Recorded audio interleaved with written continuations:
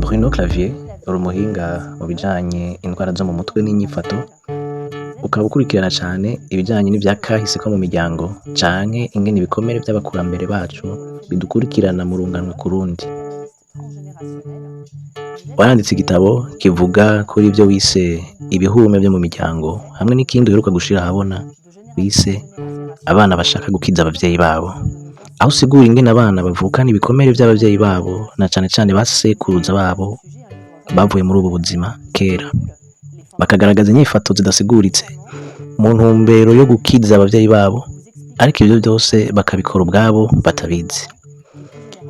Mu gutangura woshobora kutubwira zimwe zimwe muri izo nyifato zishobora kwerekana ivyo bihume ku bana no ku bakuze? Ni ryari umuntu ashobora kumenya ati iyi nyifato si gwanje ninkomokako?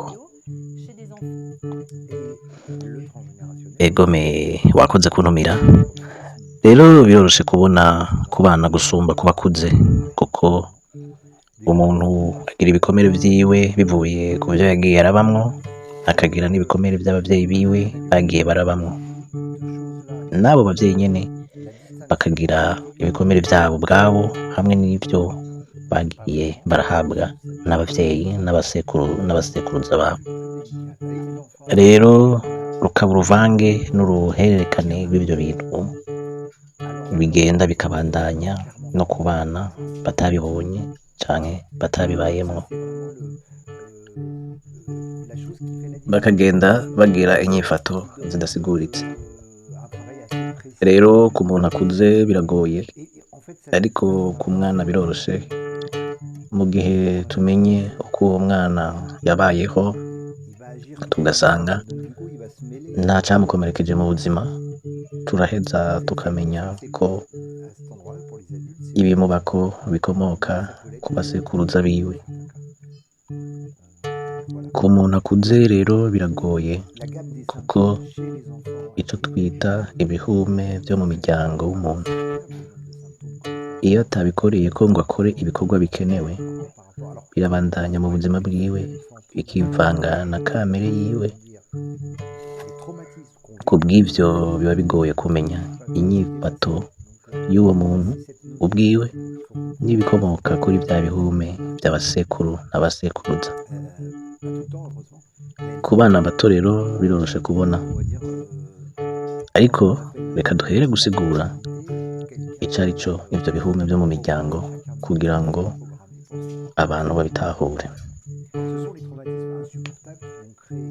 Ni ukuvuga ibintu vyose vyababaje umuntu ku rwego rukabije, hama uwo muntu akarinda amara ubuzima bwiwe bwose adashoboye gukira ico kintu canke ngo akirongere inyishu, maze arimuruke mu mutima no mu vyiyumviro.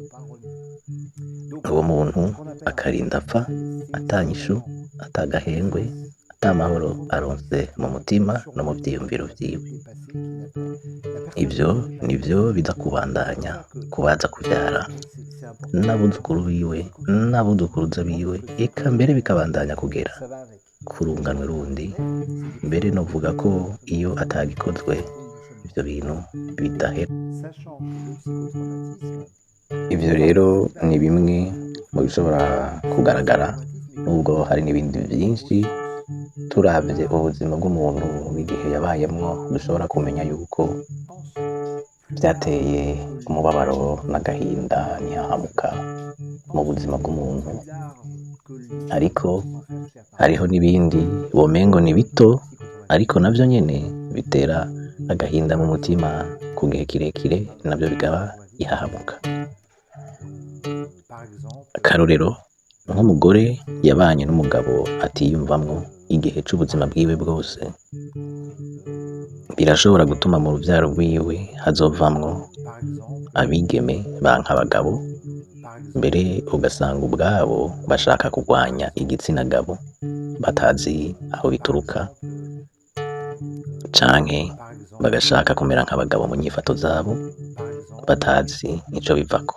Nabone bavyisangamwo ko kenshi iyo batagikurikiranywe ngo bamenye iyo biva, ntibamenya n'iyo bituruka ntibamenye n'uko bashobora kubivamwo, ugasanga bahisemwo ubuzima bwabo kuba abagabo. Ikindi novuga nuko ku bagore hoho umukobwa wese aba afise muri we ibikomere vya nyina na inakuru kugera kure cane ku bisekuruza vyiwe vya ba inakuru. Rero iyo tuvuze ibihume vyo mu miryango ntivyama ari ibintu vyamenyekanye cane mu buzima bw'uwo muntu, birashobora no kuba ivyo mu marangamutima yiwe yabayemwo igihe kirekire.